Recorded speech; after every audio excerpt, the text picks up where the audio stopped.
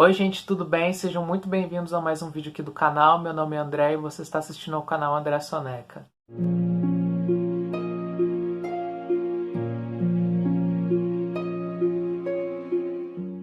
Carros é o sexto filme da Pixar lançado em 2006. O filme se passa em um mundo onde não existem seres humanos, apenas carros que têm vida própria e agem como pessoas. E conta a história de Relâmpago McQueen, um carro de corrida novato e presunçoso que deseja se tornar o primeiro novato a ganhar a Copa Pistão, que é o maior prêmio das corridas. Ele só se importa com a atenção que ser um astro das corridas proporciona a ele. Uma noite, ele cai do caminhão que o levava até a Califórnia para competir a corrida para ganhar a Copa e acaba preso numa cidade chamada Radiator Springs. E lá ele aprende a apreciar uma vida mais simples e a importância de ter amigos. Quando o Carros foi lançado, ele foi um sucesso de bilheteria, mas a recepção crítica foi mista. Alguns consideravam ele o filme mais fraco da Pixar até aquela época e outros o defenderam dizendo que era um bom filme, mas todos entraram em um consenso de que não era um dos melhores filmes do estúdio. Quanto a mim, eu tenho uma opinião positiva sobre esse filme. Eu acho que é um bom filme, e eu nem considero esse o filme da Pixar mais fraco até a época do seu lançamento. Eu acho que Vida de Inseto é mais merecedor desse título. Mas eu concordo que não está à altura do patamar que a Pixar estabeleceu com seus clássicos anteriores, que são conhecidos por terem histórias muito únicas, ou mundos incrivelmente criativos. Carros não tem nenhuma coisa nem outra. A história não é tão inovadora. Você provavelmente já viu histórias com a mesma premissa. Alguém extremamente egoísta, egocêntrico e poderoso é jogado em uma situação onde ele aprende que o mundo não gira ao redor dele e se torna uma pessoa mais amigável e humilde. É uma história clichê, mas que, na verdade, consegue ser bem positiva por causa da execução, que eu já vou falar mais pra frente. Quanto ao mundo do filme, essa é a parte mais fraca. O mundo de Carros é uma loucura. Não uma loucura fantástica e positiva, tipo Alice no País das Maravilhas. Não, é uma loucura apenas bizarra. É um mundo que traz muitas questões se você pensar um pouco sobre ele. Por exemplo, estamos falando de um mundo onde não existem humanos, apenas carros, certo? Certo.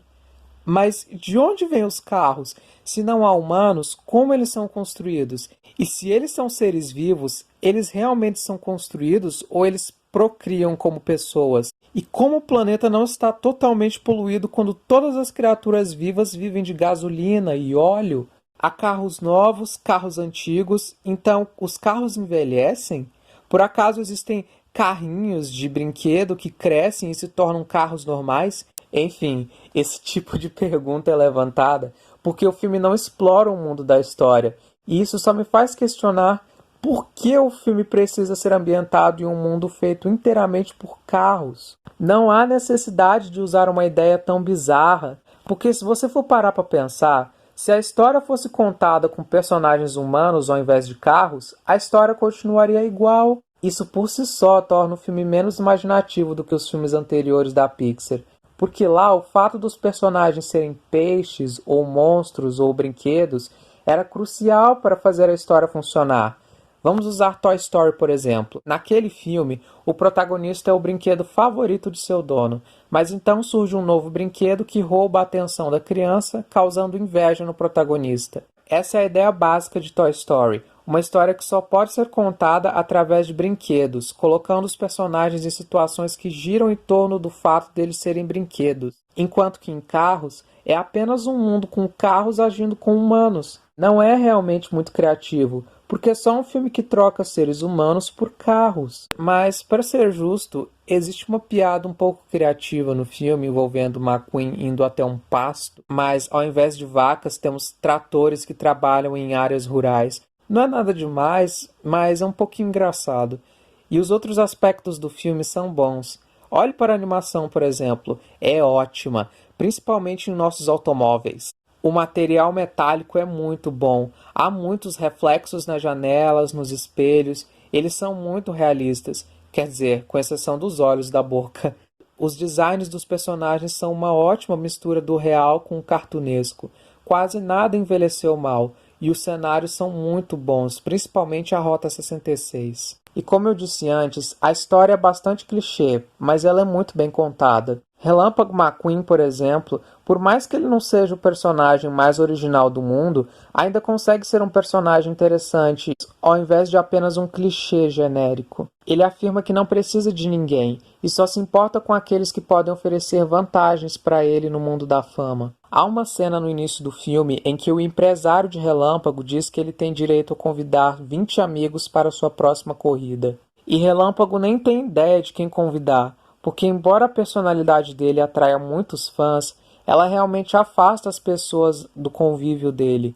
E ele nem vê muito problema nisso, ele não parece se dar conta de o quão vazia é a vida dele. E é muito bem feita a maneira como o filme aborda isso. Quando McQueen acaba em Radiator Springs, ele fica desesperado porque ninguém se importa com o fato de ele ser uma celebridade.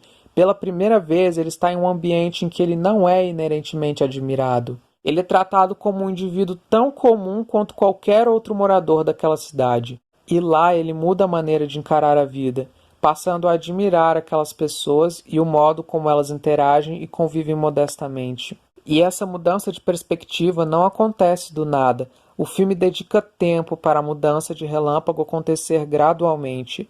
E assim, ela soa muito natural. Isso pode ser visto no relacionamento dele com Sally, Matt e Doc. Sally é o par romântico de McQueen, e por mais que ela não seja a personagem mais marcante do mundo, ela também consegue ser muito boa. Sabemos muita coisa sobre ela e sobre a personalidade dela, além do fato dela estar apaixonada pelo protagonista. Ela era uma advogada rica em Los Angeles, e tinha uma vida agitada que nunca deixou feliz, até encontrar Radiator Springs. Lá os moradores acolheram ela e se tornaram seus amigos, e ela ficou encantada com a cidade. Então, agora ela está determinada a trazer o reconhecimento que a cidade tinha décadas atrás, antes de ser abandonada e esquecida. Quando o Relâmpago aparece, no início ele é insensível e convencido com ela, tratando ela como uma fã que quer beijar os seus pneus, o que faz ela nem se importar com ele, mas eles nunca discutem ou se odeiam. E quando ele começa a colocar esforço para consertar a estrada de Radiator Springs que ele destruiu e tem um resultado caprichado, é só aí que ela começa a ver ele como alguém além de um chato de galocha. Eles começam a interagir mais e aos poucos vão conhecendo as qualidades um do outro. Quando ela conta a história dela com essa cidade, ele que naquele ponto já estava se envolvendo mais com Radiator Springs, começa a ter mais apreço por ela. E logo os dois compartilham o sonho de trazer a antiga glória da cidade de volta. E ele consegue isso com louvor. No final do filme ele diz a ela que vai usar a fama dele para garantir que a cidade seja colocada de volta no mapa. A Pixar nunca foi de colocar romance em seus filmes, mas aqui ela criou um romance que se desenvolve gradualmente, que, por mais que não seja o foco da história, ainda é algo muito doce e muito bem feito. Já Matt, ele está ok nesse filme.